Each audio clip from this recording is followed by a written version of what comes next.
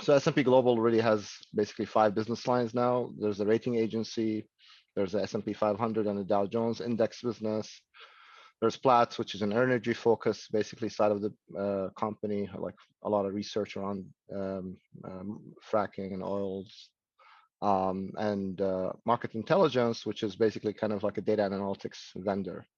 And then the fifth one is relatively new. It's called Sustainable One. It's completely an organization focused around ESG data and finance. So in that area, I run the new product development. So I'm technically under the product management group. So I leverage a lot of the technology folks in data science, a lot of the folks in what we call content, which is like automation teams that do more RPA work. And of course, my own team, which is technically generally more quantitative, but in a more user-oriented fashion, I should say. So when I'm talking about new products for S&P, it's typically products that take about 6 months to a year to go to market. So they're not like feature enhancements or things like that. That are like much more transformational. So for example, we've launched a financial statement extraction system that basically you take a document that's completely sitting on your desktop and then you upload it and it becomes part of our platform. Our sentiment analytics for Chinese companies in the native language in simplified Chinese. So things like that are not typically what you might necessarily associate with the S&P's sort of product offerings. So yeah, we use a lot of, we have R in production.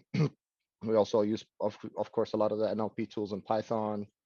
So we kind of cross all the all the usual buzzwords in the data science world. So hopefully that gives you an idea. Yeah. That's great. Thank you, Moody. I see, Rahul, you asked if there was a Slack channel. I was just mentioning to our internal team just to share the link to the Slido. Gotcha. No, we don't have one yet. Maybe someday. But also just wanted to point out, because I didn't say in the beginning and I realized the recording was paused, but we are recording the session as well. So we can share it up to YouTube after. So if you want to share it with anyone who missed it as well. And that link that they put into the chat is the Slido link. So if you maybe didn't want your question to be in a recording or anything, you could ask anonymous questions as well. But love to have people jump in. So if there's certain questions that you'd want to ask to Moody as well, feel free to put those in the chat. But Moody, I'd love to maybe get started with asking you about some of the things that you're really excited about in data science right now. Yeah, sure. I mean, yeah, like I started kind of in the quantitative side, so about 2 decades now. So the exciting part I see in the data science community is the ability for folks to get a lot closer to the domains that they're working in. And I think a lot of the work that our studio has been doing, especially on like building applications easy in R, actually helps sort of get that point across. Like in my world, obviously, in the quantitative world, you have a lot of folks who kind of just sit behind, look at numbers. They don't know what those numbers mean and how the client will use them. So I've seen over the last at least 5 years, there's a lot more transformation there, where the sort of the upcoming data scientists actually try to think beyond the numbers and how the client will use them. And that's sort of, at least I've been in finance for a while. So in finance, like, you get a lot of folks kind of like that. But yeah, that's exciting. That's nice to like talk to hire people who actually think already from out of grad school like that. That's great, right?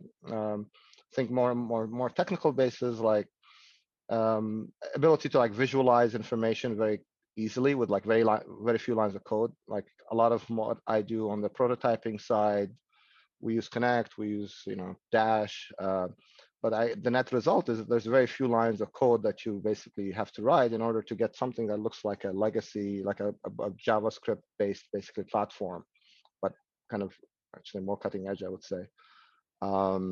And that's important, especially when you're trying to kind of get to the last mile, because typically in bigger corporations, to build sort of those type of applications, they go on a Scrum Agile release cycle. It takes quite a few months to get to that point, just to show a client something interactive. And then the other thing that excites me, third thing, is I think more on the machine learning side, that neural networks, obviously very, very big black boxes, but they can mine a lot of data and take advantage versus, say, structural models, right? The explainability side of it has become a lot more, I would say, a lot easier to actually do. Like we use Lime a lot for model agnostic explanations. Like simple things like that kind of go a long way to sort of like, here's a nice time series, but why? Like that question gets kind of answered nicely, and then ties back to the visualization, because we kind of build things that try to simplify that answer without having the customer to reach out to support or to other sort of sides, or worst case is having the quant have to jump on a call. You kind of want things to be more on demand, self-service, and I think that side of it, of course, there's a lot more still sort of not infancy, but like in the mid level. I think it'll get easier and easier as time goes by. At least I hope so. Yeah. When you think of that whole like process and the transformation the team's taken, how did you get to where you are now? And like, what did that look like in the beginning? I mean, I start, like, you mean me personally, how my career kind of progressed into Well, you this? were saying like over the past 5 years, some of the changes and things that have happened. Oh yeah. I meant more like, yeah, the changes. Yeah, I think it was the reason for the changes. I think has the obviously a lot of the cloud computing costs have gone down. Like back in the day, you'd have to have we used to host your own on-prem server. It costs a lot of money to actually do this. So AWS has lowered that cost a lot. So if anybody can now, out of their apartment, kind of launch something that needs multi-GPU, multi-CPU things at relatively minimal cost. So that lowered that. Then the applications, I think, the languages that are available, like R and Python, I think Python tends to be a bit more on the software engineering side, but R especially tends to be the other way, more on the stats/analyst side. And with RStudio, you guys have done a lot of really neat packages that made it even easier to write code. So I think people have combined that computational piece with the lower, like easier to understand or semi-functional language, and they're able to kind of get beyond just the numbers and actually deal with the data itself with the analysis. I think that those two things have kind of made it easier for folks to sort of at least have an idea about what they're looking at. It's not, I mean, it's not a general rule. Like you still have a lot of people that don't, but I think that's part of it. But yeah, I mean, it's a very bright future, I think, in that area. So yeah. Does Great. that answer your question? Is it? Yeah, no, that does. I don't see any questions coming in from anyone else yet, so I'm going to keep asking questions if that's okay. But I know you spoke a little bit about some of the visualizations that you're making on the team, whether that's in Python or in R. Mm-hmm. Who do you typically share applications out with, and what does that communication process look like? Yeah, that makes a lot of sense. Like, so for me, it's two sides, right? So one, like internal, where, and by internal folks, I mean like our salespeople demoing something to a prospect. So it's a new product. We're still kind of assessing the market appetite, the addressable market, basically. So we build it in-house. It comes over the VPN. It's kind of a simple URL and connect typically. And they would go out and talk to clients and showcase basically the visualizations. Well, not really visualization, but like the workflow. It's really workflow based tools, right? And then depending on the feedback, that's when we kind of figure out what the best channel to put it on, whether it's a feed or it's a desktop offering, right? That of course comes with a PowerPoint deck, right? The other one, which is more interesting, at least to me, is that the external piece. So we have something called the incubator at marketintelligence.com. That's an external facing, basically pre-prod environment, if you will. We can sign up clients and prospects on it under some SLA type of deal, and that is completely, whoever you sign up, they go in and do their business using that application. And that's also serviced by, in some cases, Connect, depending on how many users we have concurrently, and other cases by like Dash and Plotly. But so that's kind of how we kind of do it. But again, all of those have some lifetime to them. Eventually, they within 6 months to a year, they go back into the platform offering, which is all in JavaScript, basically. And thinking about those, I guess as follow up to that question, I see there's a question on Slido. Do your clients set standards for which tools and approaches they need you to use, or do they just care about the end results and you're free to choose? It depends. Um, they have standards more, not, I mean, not the workflow necessarily. Workflow needs to be quote unquote intuitive, right? So that unfortunately goes through a lot of like iterations, right? Until it becomes intuitive. But like, yeah, depending on the product. So like in like credit analytics, for example, you can't just basically arbitrarily decide to build a neural network to do, implied rating, right? Because that comes with, although it's not a ratings product, it is not a ratings S&P ratings product. It's lowercase letters. That goes through a lot of audit, a lot of stability criteria, so that you can't just arbitrarily decide and change the model. Like, but yeah, some of the like NLP things that I don't think they care. Like we have the text and the transcripts filings that we have that does basically takes an earnings call, converts it into machine readable text like from voice, and then runs a bag of words, regularized bag of words against it. That could have also been done with a neural network. Just regularized bag of words was easier to explain. The China sentiment analytics, on the other hand, is completely neural network based, right? And with like model explanation on top of it. So that we have kind of freedom for sort of the unregulated sides of the business, right? Uh, the things that are regulated, we don't have much on the visualization or the workflow side. That's where a lot of the opinions kind of come into play, right? That's like the output means something, but it's hard for me to say upload my portfolio and get back my output in like 2 minutes, or whatever it is, right? Or I don't really understand why this widget kind of looks like Excel, but it's not.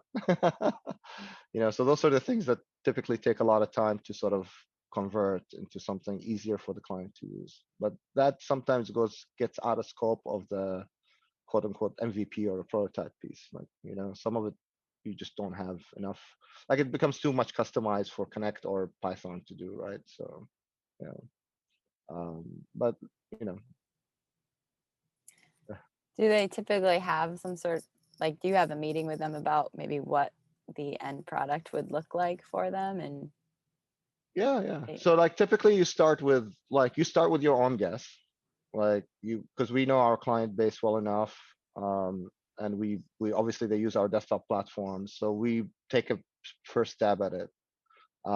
We try to avoid, like back in a few years ago, we were building the stuff in Balsamic and things like that. And it's less meaningful to the client, so we tend to get to the prototype, something at least functional or fully functional, like real data, real numbers, real model, before we show it even to the first friendly prospects. And then we iterate with them based on their basically feedback. And then eventually we reach some kind of like, I like to say everybody's equally unhappy, they're all everybody's they can get their business done. It may not be perfect, but it's there enough, right? And that's when we kind of push it out so that they can use it and go about it, and then collect the new feedback for the product side of it, like for the actual legacy platform to basically improve. But yeah, it's highly like it's a lot of folks, a lot talking directly to the client. shifting gears a little bit, I see another question that came in anonymously on Slido is, what is your greatest challenge right now and how are you tackling this? I mean, right now, honestly, I would say the biggest one is hiring. Like we need to hire more sort of qualified data scientists. Like we obviously have a team. We have several teams, and I think that's one of my biggest like uh, items to address for basically 2022. On the more technical side, I think explainability. Like this is the problem, especially like as we start dealing with this big data sort of purge, or like this ability to mine big data, for lack of a better term. Like, it's always nice to see a time series of some input, but the reality is the end user typically won't take that as gospel, right? So trying to kind of explain why, and especially with the subjectivity part of it, like, you know, we have folks who have an opinion about a particular market and other folks who have a completely counter opinion about a market, yet you're trying to set something that works for both. I think trying to be very transparent and sort of unbiased is important, and that's where the model explanation comes into play. At least so long as both sides understand where you're coming from and it's defendable, self-consistent, then you don't run into this sort of problem. But that is sort of evolving. Like in finance and like financial engineering, I mean, you can tell like there is some form of absoluteness to the values that you produce, right? Like a lot of structural models, a lot of implied, implicit assumptions. So there's, somebody wins, somebody loses, right? In some of this sort of weak predictor area, there isn't that. The only thing that you can kind of tell is that I've looked at something and this is how it works, and this is why I put it at that level. I think that piece people forget about, like especially sentiment analysis. They think there's some absolute measure, but really, it really depends. I think the question, there's no such thing as a better model. It's more like, what's the context and is it self-consistent, right? Those are the two things that you want to keep in mind.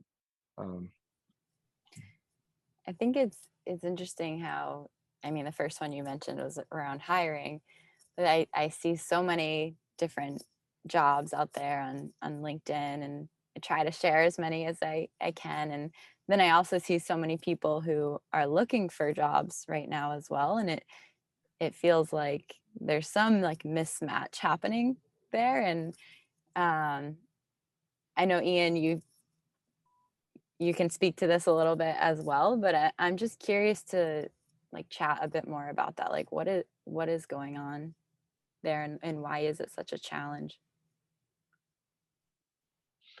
I think it depends on what you're looking for, right? Like that's part of it. I mean, on both sides, the applicant and the basically the company that's the hiring company. I think some of the applicants, I mean, S&P is a pretty big company. They just don't want to work for a big company, so that you kind of run into that problem. On the other side, like the teams that I deal with, they have to be like basically I think they need to know both R and Python well enough to at least articulate, at least to use them for basically exploratory data analysis and R and Python, a little bit of basically distributed programming, and that's very rare. I think generally people gravitate out of grad school, they tend to gravitate to one or the other, and then it's like hard to kind of switch that mentality. I think those, at least in my experience, I think those are the two major roadblocks to that sort of mismatch. Yeah. Frank, I see that you're unmuted. I'm going to take that as a hand raise. Moody, agree with everything you just said, right? That division, that R Python split. No, you know both. You can talk to both because you'll need different tools for different projects. And then ultimately, I'm just wondering who on your team is thriving, right? What makes a team member, because you're talking about all these different projects that you're doing in sort of different ways. It feels like your work isn't as streamlined as probably we all want it to be at this point, right? It's evolving, it's developing. Can you describe some of the folks in your team that are just phenomenal and doing really well in that environment? No, I hear you. Yeah, I think a lot of it is like, for again, like the ones that are thriving, I mean, they come in with a pretty strong technical background, both in math and programming, right? So the ones that kind of move up faster are the ones that understand what you're trying to do with it more.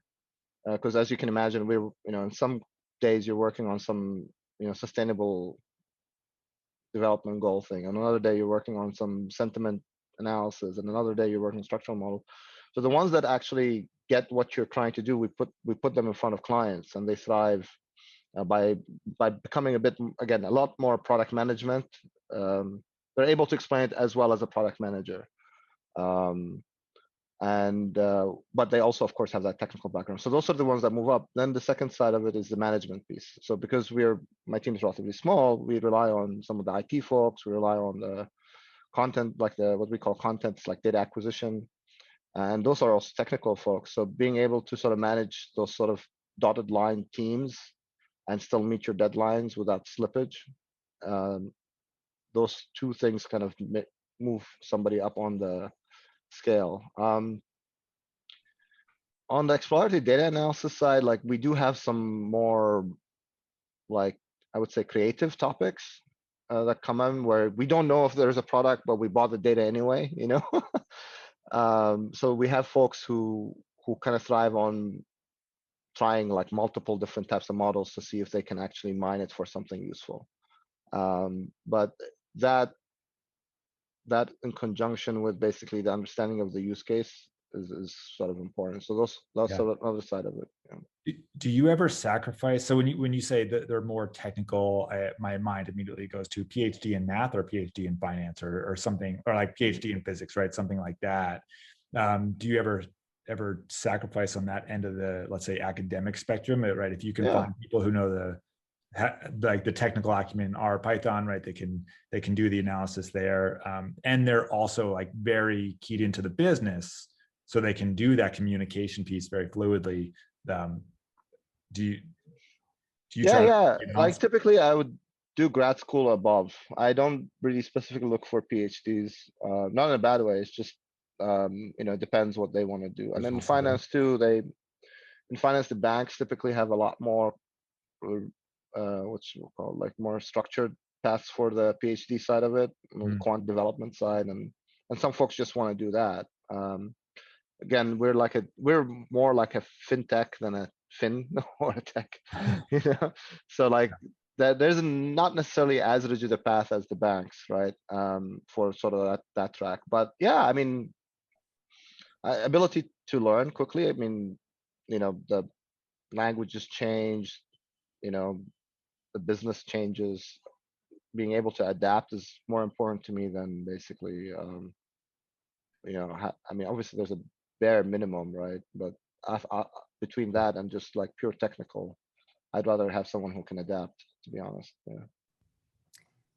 As a follow-up to that, and some of the non-technical skills, I see Millie asked a question about that. Millie, if you feel comfortable jumping in and introducing yourself, would you want to ask that question?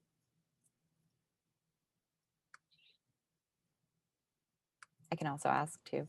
But it says, what are the non-technical skills and values that you have when looking for data scientists?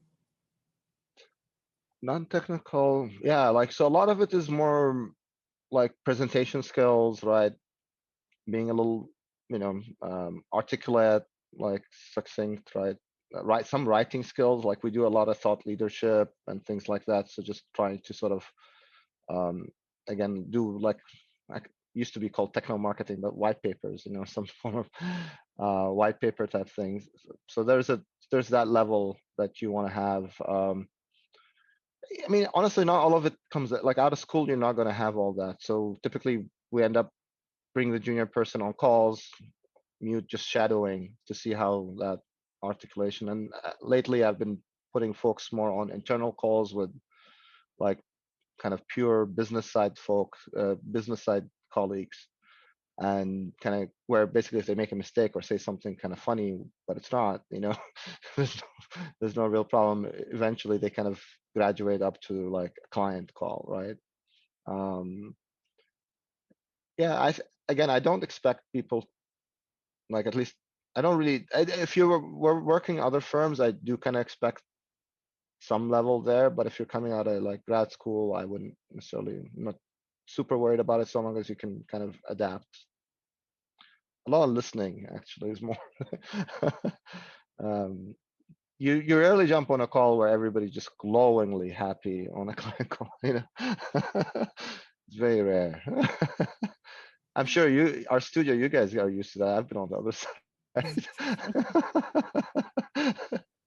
Anyway. Sure.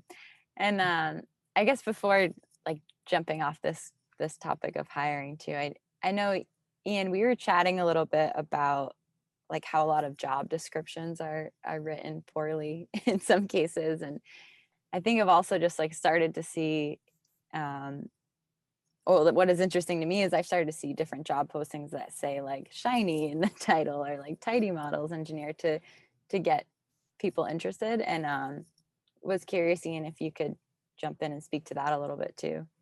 Sure, yeah, and that's something I encountered a lot. Recently being promoted into a leadership role for clinical data science. What we do in clinical data science is pretty specific, actually. And so going across different job ads, job boards, seeing different job postings, there's always some disconnect between the data science hiring manager and the recruiting partner, as well as how the job ad is written. And so, one good example brought up earlier today and brought up in earlier sessions, like with Julia and then with John Thompson a couple weeks ago, was, and just mentioned earlier, the idea of Python and R together, interoperability, and that not being stressed enough in the job ad, would get past the recruiter into the data science hiring manager, and they really just want Python, but they had R just as prominent in the job description with Python. But as a primary R programmer that I am, primarily what we use on the clinical side, that now we've wasted a recruiting interview and a hiring manager interview in something that could have been weeded out through the job description alone. And that's just my take on it, but that was a really reoccurring thing. And it doesn't have to always be Python versus R. It could have been, they really want someone that is highly skilled in reinforcement learning only or primarily, whereas, I stay into supervised and unsupervised learning mainly with the clinical stuff. So it was those kinds of things that I ran into. Was it more so that the recruiter was then kind of weeding out for that, which wasn't in the job posting, or once you actually were talking to? Right, well, that's hard to tell. And it's different, different for every job. Sometimes you don't get to the hiring manager, you're with a technical recruiter. You obviously want to be honest and communicate what your skills are. And you say, really, I'm an R programmer, and I use it for, like Moody said, I use it for stats. I'm not big on the data engineering, data architecture side. Being open and communicating about that with a recruiter is great, and you should do that, but that doesn't mean the recruiter necessarily knows how that does not translate to what the data science hiring manager is looking for. How does that work in your team, Moody? Yeah, I was just thinking through it. It's not really very pretty either. Like, yeah, I mean, I don't have a solution, and we try to do the same. We have the same problem. Like, we end up on the recruiter has a sort of an HR type of call. But by the time the resume hits, it's basically almost a buzzword match of what you have. And then basically they offload it to a first line of defense, which is like some person in my team, and would basically have an interview. And then we ask the questions that you were asking in the beginning to try to fish out where the applicant stands. And then if they graduate from that, then they go into the sort of second round and third round. Yeah, I don't like, it's tough, right? Like, especially in like my area, because like, well, I mean, I guess the clinical studies pretty technical too. Like, sometimes I don't know how to articulate it myself on a like, so you're either like, what I try to do is reach out to like the network, like obviously folks at our studio, folks around that I know, and try to say, hey, because they're more than likely will have applicants that at least understand the domain. So it makes it a bit easier to kind of weed it out. But just generally posting, it's just basically, unfortunately, brute force. You just go through it, and and I don't really blame the applicant or the recruiter. I don't expect the recruiter to know it as well as you, Ian, for example, right? And it's hard. And the applicant is also kind of in this state. It's a numbers game, right? Like, so they will try to add more things to the resume just to kind of get that first round. So, yeah, it's tough. I think conferences, when they were more in person, events, those sort of things were a good way to recruit, right? So yeah. I think we talk so much about some of the non-technical skills that we all look for, and then we talk about how people can't get past the first stage just because of a resume or a recruiter like pushing down an applicant. But I'm just wondering, like, what's the best way to communicate those non-technical skills then to get to that next stage? And I think, Christian, what that comment you made is really important here too, where you're saying maybe you said you used to think anyone that was smart enough to learn the math side of machine learning, the business side would be easy for them, but that's not always the case. How do people show that as they're applying? I want to jump back in again, like the point that John Thompson made a couple of weeks ago about his team was the idea of, and these are kind of shortening his words. He was giving this idea of, we have great data scientists that do really great at tuning hyperparameters, but we have other data scientists that are really great at EDA and doing the program management side. And so that idea of taking the project from start to finish as a team model versus that idea of people jump in at different areas, I think is also worth part of this discussion about recruiting, because am I recruiting someone to take a project from beginning to end, or am I recruiting someone who is really great at tuning hyperparameters and all of those other different disparate parts of data science, but it's not so good at the program management side? Do you see the differentiation I'm making? So, he was talking about that, and that really struck a chord with me, because that was, I think, an essential part of how you would hire, and something you would communicate as a data science manager to a recruiter. I'm looking for this data scientist that can take it from end to end, or no, these are kind of these different areas that we would look for primarily, but if they have the rest of it, that's great.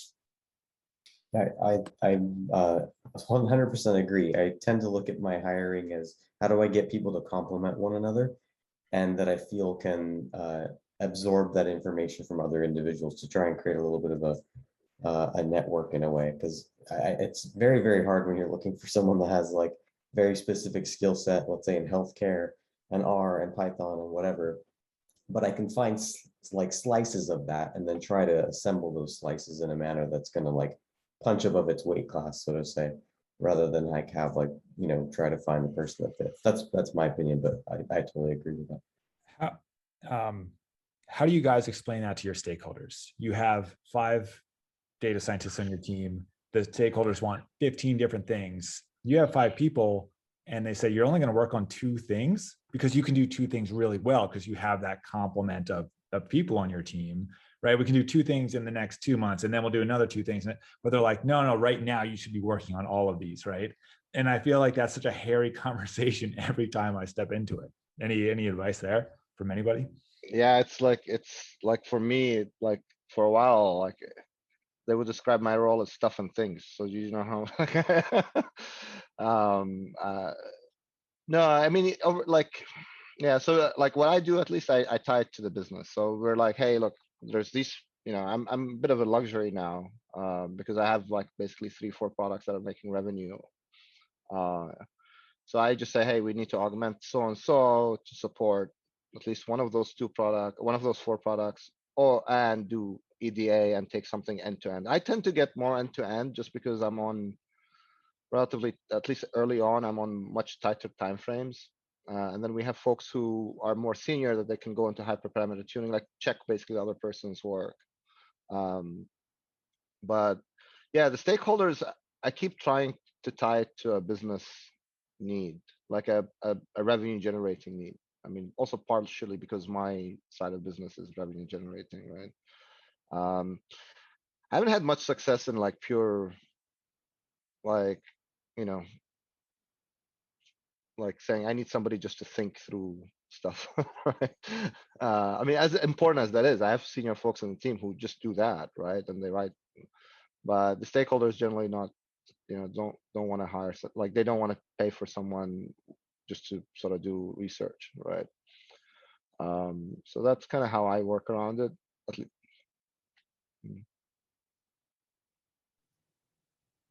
I don't want to jump in too soon and switch gears if someone else has something to add there. I guess just to answer Frank's question, I think, I mean, in my particular situation, we do have a lot of things going on, but healthcare and our particular real world data space, it's kind of difficult to find people that are like cancer experience and like our experience and epidemiology experience. So it's like these are like unicorns. Like you find someone like that, and someone probably also already has an offer out for them.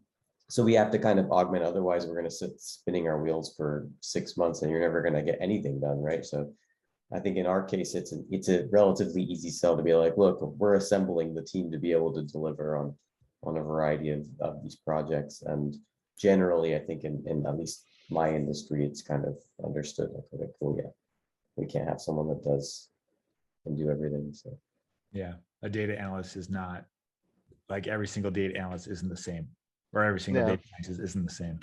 Yeah. And that's the tough part. The stakeholders don't understand that necessarily. Like they're usually on the business, like they're much more senior up. They're like pure management, like, upper management. So you gotta tie, like for me, I learned the hard way. You gotta tie it to, X% is tied to revenue generating, Y% is tied to sort of, R&D, and Z% is tied to something else. Like you kind of play a bit around that, and then you get like basically someone to say, okay, sure, that makes sense, or but if you just say, hey, I just need someone to do research, or or just to do some pull data or things like that, like it's not gonna at least in my side doesn't work. Maybe shifting gears a little bit, I see there are a few questions from earlier that we hadn't covered yet. And Christian, yours was about kind of selling the value of data science internally. I was wondering if you want to kind of expand a bit on that question.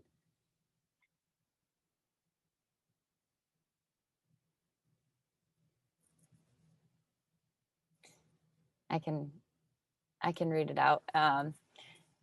No, that was, it wasn't really a question for the group, right? That was just more of like, so there's like the AWS like managed instances you can set up for RStudio. You can have it just like pre-packaged to hit run.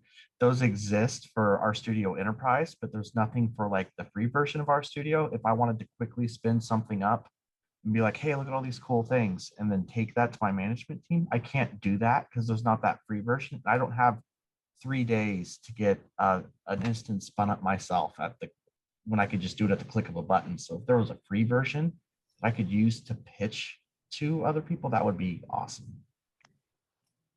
I can actually answer that one. So there actually is something that you could use, and I don't want to make this call sales yet at all, but there's a hosted evaluation instance that you could try out. And I know for some teams that's been really useful for just like bringing the examples to like their meeting and saying like, look, this is the shiny app I made. Here's this Jupyter notebook I published, or so I can send that to you, Christian. And if anybody else ever needs that, you can let me know. I can always connect you with the right person too. But Moody, did you have to do any of that internally, kind of like selling the value of data science, or was it already there and understood by the teams that you work with? Yeah, I mean, yeah, no, I had to do a lot of selling, like both on the language and the value proposition. I mean, it was funny because they yeah, data science as a term, and like we created teams after that. That also came from another acquisition we had. So they kind of, there was a bigger top-down sort of initiative to scale up. Like I said, I'm not data science in S&P. I'm product management, but I happen to have data scientists report to me, right? So, but yeah, selling the value proposition there was a little tricky, and I think it's still tricky because some of the more like you end up basically trying multiple things and failing sometimes, and the business doesn't always like that, right? They want you to, they want to buy data, do something with it, and then make money off it. That's basically what we do, right? And basically buying data and then finding out it doesn't work is usually like you must have done something wrong, right? So I think that's part of the, I mean, I have less of a problem doing that. I mean, early on, what I did was, we actually presented to a pretty high up on the food chain. I still remember like our markdowns when they first kind of came out. And we were lucky that our CEO at the time was, he's still there, like S&P Global, Doug Peterson, basically. He basically was an analyst at Citi back in the day. And so he looked at this sort of almost financial research report, and it was very interesting to him. And I was like, oh wow, I can do this now. Like you don't have to, you can actually pull the data, do the model, do it all in Markdown, and have the analysis all written in one simple thing. And I was like, I'm not saying that sold everything, but at least sold my team. So I mean, it's a little harder now because like folks their threshold has gone up, I think, a lot more because they've seen. But I mean, my suggestion to like selling to the business is always more like, or the value proposition of data science is again like don't just throw like 10 different R&D efforts out there. Pick the one or two that actually succeed, and then for those ones, sort of do like what I do with the incubator, like build a shiny app and do it the way you think a client would do it, and then show that. Because that sells it more than just saying I can do, I don't know, soup of basically technical jargon, right? That doesn't help anybody. That's a great point. Ian, I see you unmuted, so I take that. Yeah. Well, and Moody was speaking to revenue generation, and part of what my team does in my experience is actually cost avoidance as well as clinical outcomes. And so the way I try to do the value proposition to leadership, and the way when I've been under leadership, higher data science leadership in previous positions, is a simple calculation of what's called blue dollars in cost avoidance, where we really just try to keep a high level of, we're going to go in, we're going to do an internal consult for a team. If we can do this consult and save FTE hours, we're going to collect those blue dollars and present them quarterly, saying, we saved this many FTE hours by overhauling a process, avoiding cost, getting better clinical outcomes. So that's kind of a summary on how I do it on my end. It's a little bit different of an approach. Yeah, we have that in the content team and the other data. That's exactly what we do. Efficiencies and yeah, I mean, I don't do it, but like my colleague, he runs exactly that. That makes sense. Yeah, cost savings. Yeah. Savings, yeah. Moody, what has been one of your most unique problems across most industries that you've solved with data science? There's an anonymous question that came in there. Most unique problem? I would say the China sentiment. Like I really knew nothing about basically China, like as a, beyond the news and stuff, right? And that was like, took about 3-4 years to get to the point we're at now. And the funny thing is none of my team members spoke Chinese. So, and we had to basically build something using the 20,000 or so companies. And the amazing thing is there is a lot of data that they collect. And because we're S&P, we can access that data. And in some cases, a lot of it is public domain. But actually trying to sort of understand that business and that context and then make it easy for the rest of the world to sort of have some sort of window into that area, especially when I really didn't know as much or anything really.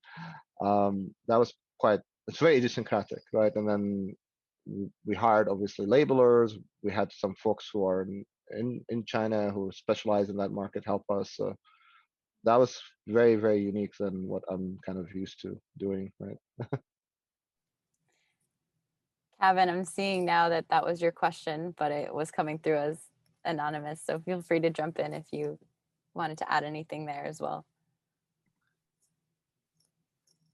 Yeah, I'm glad I got the chance to hear the answer to that question. Yeah, I always hear very like industry specific results on that question on which is the most unique, and it's a nice perspective that you just gave.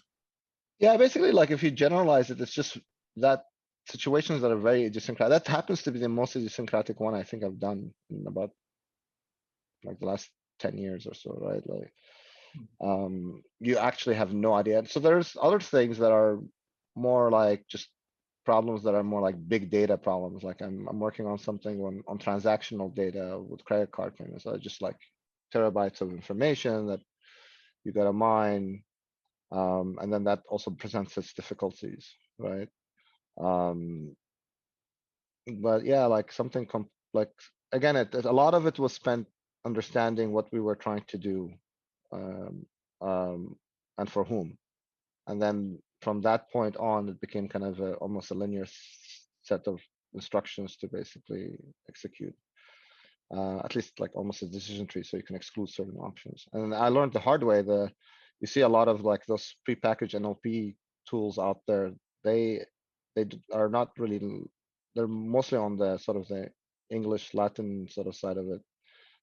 Like that area, there isn't really anything that we use fast text, for example, and that was really bad actually for finance and simplified Chinese, because they're trained on a lot of Wikipedia data, and when you start putting in the language plus the context, they kind of fall apart. So if you're just doing something that's sort of generic, hello, kind of NLP type of problem, it's fine, right? But once you start like actually trying to use it to do something more specific, it falls apart. And then we had to do our own basically vectorization for it. So I see another question from earlier around this project ingestion process you have, and it's quite a longer question, Rahul, so I might have you explain it if that's okay. Yeah, sure. The question is really on how you deal with project ingestion, right? As data science teams, we get multiple requests for projects, and all of them are urgent for the business. And when we get into it, that's when we find out that the data needed to make the decisions is either completely missing or partially missing, or not enough to make the decisions. But that's only sometimes several months in, right? Where our data scientists are spinning their wheels, trying to put things together. There's this thing in a Postgres database here, there's an API there, there's like PDFs, we've got PDFs sometimes that we have to scrape. And it gets frustrating because a lot of data scientists really want to focus on the modeling aspect. And we all recognize that, is that 80-20, you spend 80% of your time on the data. However, there has to be the balance where if that's all we are doing, and all the data scientists are very capable, right? So just because you can do the data cleanup and, data munging, that's not your primary role, right? So then, folks do get like burnout. And so we are trying to develop a better ingestion process for how do you accept projects and how do you evaluate data readiness before we engage the data scientists and launch it formally as a data science project. And I was wondering, do you guys have any thoughts around that or any existing processes you follow? I'd be interested to hear. Yeah, so like again, because I'm running a small team, my opportunity cost of someone failing, not because of them, but the data is actually high. So I don't have a bulletproof way to sort of prioritize projects. I mean, generally speaking, we try to look at revenue potential. Is the data completely new, or is it something that is new, and is it new and can be linked to something we already have? Generally, if you get something that's sort of independent from the rest of the database, your value proposition is going to be much harder But if it's something that is related to some of the companies we cover today and they have other measures, then there's a higher success chances. But yeah, it's happened to me where you basically work on something for like 6 months plus, and then you end up with like, well, I guess it didn't work, you know. It's unfortunate, but like, I mean, it kind of comes back to the business side because you kind of try to, whoever's adding this project, you try to do your best to have them explain in very simple terms what they want out of it, right? And that's where I kind of use that sometimes when things kind of fall apart, they're not very well defined, then it's like, well, we really didn't know, so we tried and it took a while because of these complexities, and at least we found out that why we failed. So that's not really an opportunity anymore. So that way you kind of dance a bit around the issue, right? Um, but yeah, it happens a lot. But yeah, I also thread the work through other teams. So depending on like so sort of lower value things, I kind of give to other folks, see, kind of monitor it. So you try to kind of, you again, at the end of the day, you want to really support the business line, and then they're bringing it to you not because it's just kind of a nice to have. There's some reason behind it. So it's good to sort of try to support them as much as you can. And burnout, I just put a lot of folks on, like at any point in time, any member is working on at least a project and a half, or maybe two. So Got it. like, you know, they're taking one end to end, and then the other whatever residual is we're supporting someone else on my team, so that they don't get burnt out too much, right? Yeah. In Gotcha. supporting, oh, sorry, Rahul, you go. No, so just saying thank you. And I have a follow-up whenever you're ready, Rachel. Feel free to ask it. Um, uh, uh, the other question I have is we sometimes are falling victims to our own like success and capability, because the initial phases of a project are often very descriptive in nature, right? We have, like, we deal with a lot of engineering data that engineers are not looking at, right? So to build, we focus on forecasting models and getting those insights. But the very first part is just all the descriptive analytics that has to happen. And then, we then end up creating dashboards and show them that, hey, this is your data. These are, like the visual insights before we even touch the modeling, which they love. But then we also end up like having to maintain those long term, and we end up becoming like dashboard maintainers, right? Which I see the value in it, but it making a one-time dashboard to show insights and then focus on the modeling is very different from now maintaining a production grade dashboard, right? That if anything goes down or the upstream data changes slightly, suddenly like this, drop everything and fix it because there's so many people looking at it. How do you face similar issues, and do Oh you yeah. have, or do you have teams that like take over dashboards and now they, that's their job, is to just maintain these production widgets? Yeah, no, yeah, that's it's funny. It's like, yeah, no, yeah. Like I try to, and then this has happened over time, so it wasn't like I didn't really think about it and then structured it. Just fell into problems and then tried to address it. Like the client-facing part, the incubator I own, so that I'm kind of tied to. So so I don't like we try to write it. We have some IT folks sort of help, but we kind of now the internal stuff, generally speaking, once there's some success and there's no way to, like, there has to be a way to production, I turn it over to the, like, our tech team, obviously, with the product, with the segments product manager, and then they work together to get it done.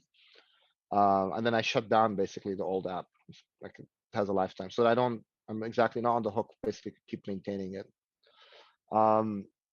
Yeah, and sometimes like what's more like, so in my world, it's like I'm kind of a bit faster than the general data science team, and the data science team is a little bit faster than the tech team, and the tech team is more like business as usual features. So where I've basically been kind of struggling is more transitioning to the technology folks in on things. So you do 2-3 releases of something in production because we wrote some service endpoint that's basically supporting it. And it just happens that the software engineers don't necessarily have the same background. And I'm talking programming background, not math. Right. And that's kind of where I'm kind of a bit focused on now, is getting that team up to speed so that they can actually not involve my team in feature enhancements. But yeah, I mean, you know, like what I end up doing is kind of just allocating folks directly to them and saying, you're owning it now after this release. So you have to sort of, we're here to, you know, you have to shadow, get your hands dirty, and then basically take it over eventually. And anything that has a path to production that's already refined, I've gotten the feedback, I shut down, basically. Yeah. How do you handle that handoff then, and getting all the teams on the same page? Yeah, so I mean, it's obviously I have a counterpart in the software engineering team, right? And we agree that that's the right thing to do. And then it's more like, how many releases does it take on if we need to resource the software engineering team on our end? So we do like the first, like obviously, like it's almost like what, like the first time it's like, you know, 75, 25, 75 my team, 25 software engineering, eventually it's 50-50, and then 25, 75, basically. So 2 to 3 releases. Even that's a little slow for my taste, but like, you know, but I mean, it's just the like, it, like a lot of the more like programming language, .NET, JS, JavaScript folks, right? Java, they're just not aware of like R and Python, so it's more of that side of it than it is like, again, it's not like the models we end up owning anyway. There's no way around that, right? But like, but I think it's more like a skill set mismatch, right? But yeah. Thinking of those initial deployments too, or where you're maybe presenting something to the executive team, what's something that your team has worked on that really impressed the executive team and delivered a ton of value? Oh, we have the financial extraction tool I was talking about in the beginning, where basically you take an unstructured PDF of a small business or a private business and you upload it into our system. It's like literally sitting, like you just got it from an email or someone else. And then in a few minutes, you click through a few points in the desktop, and then all of a sudden that data that you care about, those financial line items across the balance sheet, income, cash flow, are already in our platform with assignment, with the mnemonics, like with the metrics that we create, our company hierarchy, our taxonomy in like a few minutes. That's rare, right? That really resonates a lot with basically the business, and that's like kind of an ongoing sort of product that we're expanding further and further into. It's a very simple message, right? Like you've got something that came from someone else, and then all of a sudden it looks like it's in your desktop. We do this in a systematic fashion for our public company data, fundamentals data, right? That's like lots of teams validating, checking, NLP sort of extracting, and all that, right? But it's not like, in a way, it's organized. There's a much more rigid pipeline. Here you're talking about something, you know, you just emailed me and I can just upload it so long as it's a financial statement. So that message is simple to understand and resonates. Yeah. And I'm sure other people might understand from this, but what exactly is that deliverable? Is it like a Shiny application where somebody? Well, the prototype was in Shiny, like in Connect back, but now it's in our desktop platform. So yeah, you're getting basically like a financial statement of a small business, and then you're taking out like total revenue, net income, EBITDA, like all the measures that you care about, but you don't actually have to highlight or do anything. You just upload the document and it'll extract out the line items, and then takes those line items and assigns them to our like taxonomy, which is an S&P, you know, over decades has been building this taxonomy. And so in a few clicks, you're basically take something that never resided in our platform, and all of a sudden looks like it's part of our platform. And then you can basically, then you can do credit scoring. So after that, you have those numbers that you can save and archive that information. You can do credit scoring around it. You can do, a lot of other build a lot more ratios around it. So it becomes as though it's a company that we've ingested normally. But the user is completely user driven. Like we don't touch it. We don't even know what the document is or who the company is. It's proprietary. Yeah. Oh, wow. And I know an hour goes by really quickly and we're already at the top of the hour. So I know some people have to jump off, and Moody, if you have to jump off, let me know, but I'd love to stay on and ask a few remaining questions if that's okay. But Sure. for anyone that has to leave, Moody, what's the best way to get in contact with you if people have follow-up questions? Is it LinkedIn or? Yeah, LinkedIn or probably LinkedIn is the easiest. I can track it better than my day-to-day email. Yeah, LinkedIn is good. Perfect. Rachel, maybe I can send you some of the folks we're hiring, and then you can share it with the folks, like the Yeah, everybody on the Data Science Hangout, like definitely. some I'd love URLs. to. Yeah, cool. Yeah, send them to me and I'll put them up on LinkedIn as well. I do see there's another question that Frank had around a podcast. You said it comes from a podcast that you've been watching, Frank, or listening to. Frank, are you still on? Yeah, I didn't want to take Yeah. credit. I think it's a great question. Moody, it sounds like a lot of the work that you and your team does comes from stakeholders. So I'm curious, on the flip side of that, if you had unlimited resources, what is the problem that you would try to tackle? Unlimited in Nobody's asked me that. It's so freeing. No, it's true. Yeah, that's a good question, actually. Yeah, I think there's like S&P, like I'd love to basically dig into our full data repository and identify what can be linked efficiently to kind of target. Like we house so much data that we don't mind, like the China sentiment data, for example. That was somebody else bought that a long time ago as part of something, and it was just sitting there on a folder. So I would love to sort of do more projects like that, where I would look through our full repository and see what we actually house today without needing to acquire additional data sets, and then seeing if we can kind of combine what we have today into something more useful. Do you think that sounds like a S&P global data knowledge database or knowledge graph?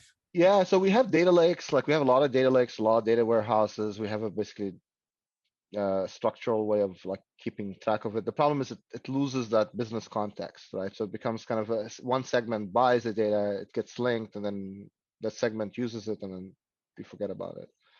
And it just sits there, and there are obviously technology people and data people supporting it. So I would just kind of go on a fishing expedition, basically go through it and just see what can come out of it. Because I would hazard a guess we're sitting on a lot of things that probably cost us money to maintain, and we just probably use a fraction of its value. But I mean, that's not the nature of the business, right? Like, being kind of like a Business. data analytics, you're always interested in the new data you just bought and how it links to it. And then eventually the new data becomes old data, and so you forget about it and you move on. So Right I think on. that would be it. Yeah. Frank's question made me think to ask this as well. Moody, are there other podcasts or resources that you listen to or read that you'd recommend to others? Not podcasts, but like, yeah, I mean, I read a lot of our studio posts, like Jonathan Regenstein's posts on LinkedIn, right? Like Matt Dancho's, a lot of that work, like, beyond like the usual, like Wall Street Journal kind of stuff. Podcasts, I haven't really been kind of following up too much, to be honest. Thank you. Trevor, I see your question from earlier as well, and see that you're still on. Would you want to ask that question live and introduce yourself? Yeah, hi everyone. Hi again. So I'm Trevor Thompson. Always try my best to make the meeting. So I'm actually a research manager in Jamaica. IGT, it's a global corporation. We have a big operation in the US, also in Italy. We're in over 100 countries, right? So I do research. It's a gaming company. We provide support for lottery companies around the world, both technology and also marketing, right? So we do a lot of research. What I wanted to know, Moody, because you're kind of unique where your product seems to be a software. You know, I was just trying to to see how the approach that you take to developing applications, because as data people, be it analysts or scientists, I'm always curious about the process that we use to come up with applications. It could be a shiny application, but what process do we think about when we're going through? Do we have systematic way of developing what we do, or do we do it in an unstructured way? That's the question. Yeah, so like, yeah, typically like we'll have like some idea that there was a customer problem that's being faced, and then it's like, okay, so we take that idea, refine it into some form of at least a easy to understand, simple language business problem. What are we targeting to solve? Then we go back and hunt to see if we have data that can solve that problem, and if we do, we build a mini prototype around it, right? And that involves basically, that includes the model, and then we push out something kind of rudimentary to begin with, at least for internal folks to understand what the prototype looks like, refine that over some time, and then push, like, graduate that prototype into something that external folks can use, get their feedback, and then that can be done in Shiny, right? And get their feedback, and then eventually you've reached some happy medium, and that's what you end up basically building as requirements for the technology folks to build in our platform. So that's generally the process flow, like end to end. Okay. So yeah, you basically try something first, and then you kind of show it to whoever asks you. Okay. Yeah. Okay. So you do a prototype. Okay. Yeah, Right. Shiny is really good for that. Like if you can, so long as you have an idea of what the requirement is, typically you'll build a model and then build it in Shiny and then show them something quick. Even on my desktop, I don't need to use like the bigger thing. Just something simple. Yeah. And then at least that's sort of your first litmus test. Yeah. Oh, so it sounds as if you're using something like, loosely speaking, agile technique, because I guess you have different iterations. Do you? So you develop a prototype, you get feedback, then you make adjustments, and the cycle continues. Yeah, it's not a waterfall approach, right? There is like it's more agile, safe approach, right? And then, but the technology team are much more on that safe, agile sort of approach than I am. But we try to follow sort of the same methodology. It's a lot of small iterations, right? Okay, understand. Thank you. Yeah, no worries. Ben, I see that you unmuted. Do you have anything to add there too?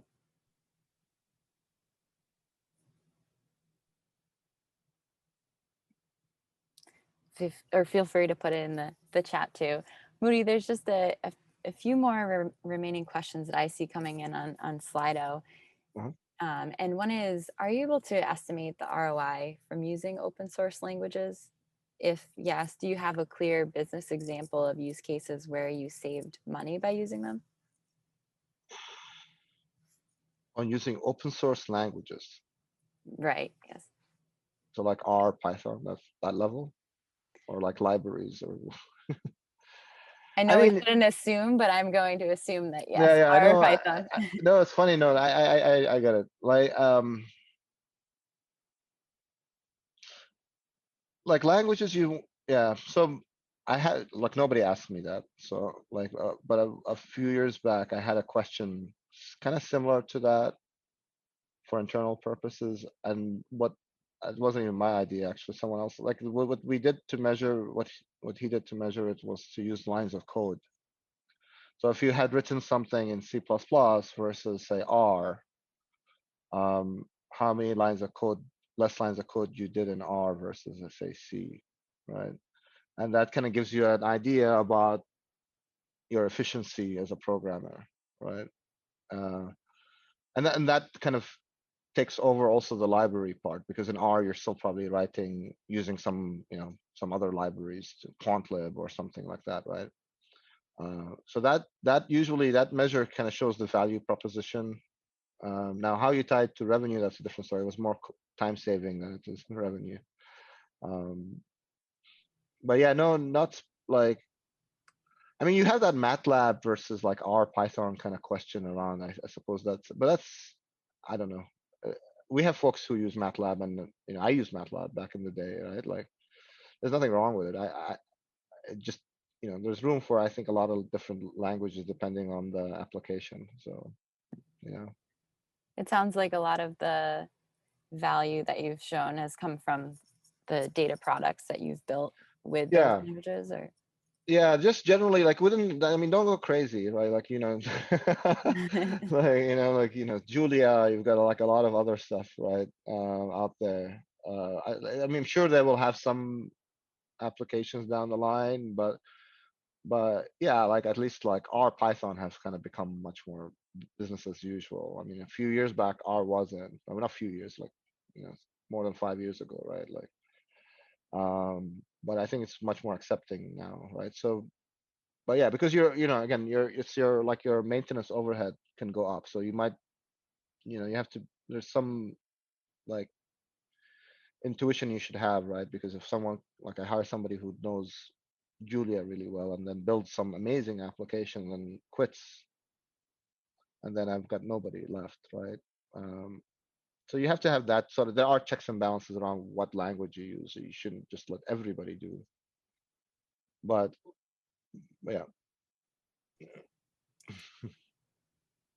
and taking that a little bit further, I see there's a question around the tech stack that your team uses to do this work.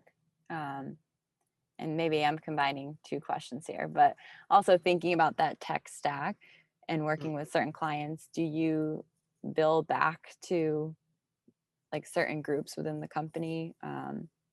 Yeah, we could work closely with the data science team, who are under technology. So that's very helpful, because we, again, kind of have that checks and balances around, like, tech stack. I mean, we use R and Python quite a bit, right? I think more like Redis, MongoDB, depending on the situation. Like, obviously, a lot of our internal, we have a VPC in AWS, so a lot of sort of cloud DevOps type knowledge there. Spark for distributed programming. Trying to think what else, like a SQL, like a lot of SQL, depending on Snowflake. We've been using Snowflake quite a bit. Like, we've been, but we still do a lot of relational stuff. Like, we have Oracle and SQL Server, so a lot of, like, knowledge around pulling the data and how to sort of do it. Databricks, we've had a lot of success in using Databricks as a platform for production pipelines. I think that's pretty much it, I would say. Thank you, Moody. I'm checking to see if there are any questions that I missed, and I am not seeing any, but I want to do a quick check to Rob and Rob, who've been helping monitor as well.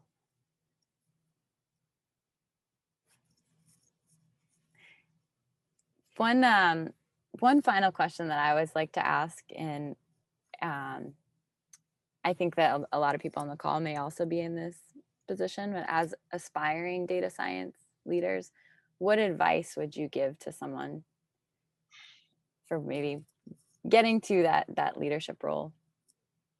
Yeah, I mean, we kind of hit on it right earlier, but, like, yeah, I mean, really understand the context that you're trying to solve for, right? Like, I mean, obviously there's some level of technical capabilities you need to have, right? Both in math, statistics, and programming. But after that, to move up, you really need to understand what the business use case that you're trying to solve for is, and in very simple terms, right? And that's I think what makes it sort of a quant versus sort of a leader, right? Is the understanding that context, and you know, and you should question your own numbers a lot, right? Like, there were a lot of times, like, it's like, oh, look, like, the correlations are like this, it's great. But if you see something that doesn't look like the norm, question why, and then dig into it and you should be ready to explain why it's not like the norm. I care more about those outliers than otherwise. So like it really is kind of question your numbers and then understand the context that you're applying it to. Yeah. Awesome. Well, thank you so much, Moody, for joining us, and thank you for kind of running over with us past the hour. I really appreciate you sharing all your insights with everyone and just being so open. So thank you Sure, to thank everyone you. for joining as well. And hopefully we'll see you back next week. So same time, same Zoom room. Thank you all. Have a great rest of the day.